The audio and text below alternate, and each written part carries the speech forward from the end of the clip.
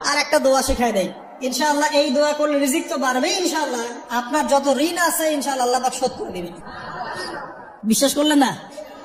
এই দোয়া শিখাই দিচ্ছি, এই জন্য আমাকে হাদিয়া দেওয়া দরকার, স্পেশালি আমাকে এখন হাদিয়া দেওয়া দরকার। এটা গুরুত্বপূর্ণ দোয়া শিখাই দিচ্ছি। আলী রাদিয়াল্লাহু আনহু বলেছেন, কোন ব্যক্তির যদি পাহাড়ের সমানও ঋণ থাকে, এই দোয়া যদি আমল করে আল্লাহ পাক ওই ঋণও শোধ করে দিবেন ইনশাআল্লাহ।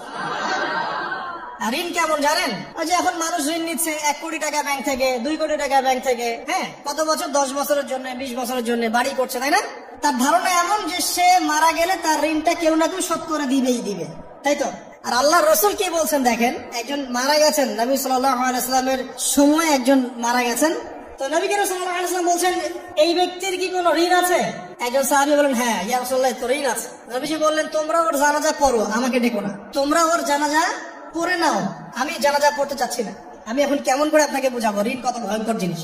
আপনি যে ব্যাংক থেকে 3-4 কোটি টাকার লোন নিয়ে রাখছেন, লাখ লাখ টাকা লোন নিয়ে বসে আছেন, দিব্যি সুখে বসে আছেন, এমন চিন্তায় যে আপনার মৌত হবে না। আর নবী সাল্লাল্লাহু আলাইহি ওয়াসাল্লাম সময় একজন মারা যাচ্ছেন, তিনি বলছেন তোমরা জানাজা পড়ে নাও, আমি জানাজা পড়তে চাচ্ছি না। মানে ঋণগ্রস্ত ব্যক্তির জানাজাও তিনি পড়তেন না। তারপরে একজন এসে বললেন, ইয়া রাসূলুল্লাহ, আমি তার ঋণ শোধ করে দিব, তার যা ঋণ আছে আমি শোধ করে দিব। তখন নবী এসে জানাজা পড়লেন সাল্লাল্লাহু আলাইহি ওয়াসাল্লাম।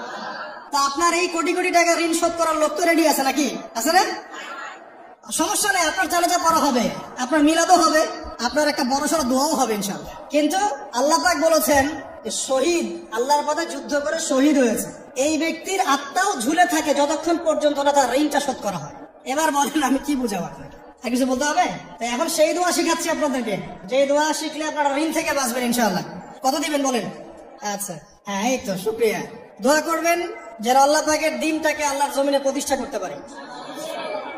আমার সাথে বলেন, দোয়াটা হচ্ছে, আল্লাহুম্মা ইকফিনি বিহালালিকা আন হারামিকা ওয়া আগনিনি বিফadলিকা আম্মান সিওয়াকা। এই দোয়াটা ছোট না? এটা মুখস্থ করবেন, সেজদায় পড়বেন, নামাজের সেজদায় পড়বেন, আত্তাহিয়াতু দরুদ শেষ তারপরে পড়বেন, নামাজ শেষে হাত তুলে করবেন, যখন তখন শেষ রাতটা করবেন, ইনশাআল্লাহ দেখবেন আপনার ঋণ বলতে কিছু থাকবে না ইনশাআল্লাহ। যদি থাকেও, বড় কোনো ঋণ থাকেও, আল্লাহ পাক অন্য কোনো মাধ্যমে এটা শোধ করার ব্যবস্থা করে দিবেন ইনশাআল্লাহ। ইনশাআল্লাহ লালমনিরহাটের 100 একর জায়গায় যত ধান হয়, এতগুলো ধান যদি আপনার আমল নামায় লেখা থাকে, মানে আপনার আমল নামা তাকদিরে আপনার তাকদিরে যদি লেখা থাকে যে আপনি 100 একর জমির ধান খাবেন তারপর মরবেন, আছে না লেখা?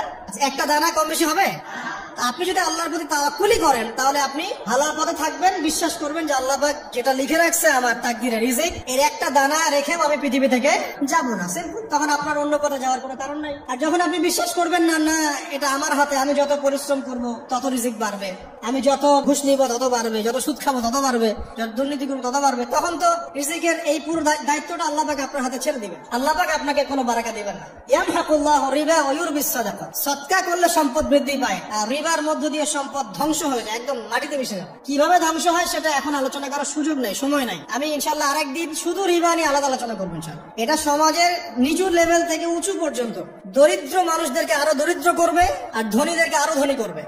সম্পদ এক শ্রেণীর মানুষের হাতে গিয়ে জমা হয়ে যাবে, সবার হাতে সম্পদ এভাবে সার্কুলেট করতে থাকবে না। আর যখন আপনি জাকাত ভিত্তিক অর্থনীতি চালু করবেন, সদকা করবেন, হালালে থাকবেন, ব্যবসা করবেন, তখন সম্পদ এক হাত থেকে আরেক হাতে ঘুরতে থাকবে। এটা এমনি বুঝবেন না, ইনশাআল্লাহ আরেকদিন বুঝাবো। আসেন, যে দারিদ্রতা দূর করতে চান, সচ্ছলতা চান, কয়েকটা কাজ করেন। এই যে বললাম, 1 নাম্বার সূরাতুল ওয়াকিয়া তেলাওয়াত করেন, 5 ওয়াক্ত নামাজ জামাতে পড়েন, ডেইলি কিছু সময়ের জন্য কোরআন তেলাওয়াত করেন, আর আল্লাহর কাছে রিজিক চান, জিকির বেশি বাড়ায় দেন। পারবেন না ইনশাআল্লাহ?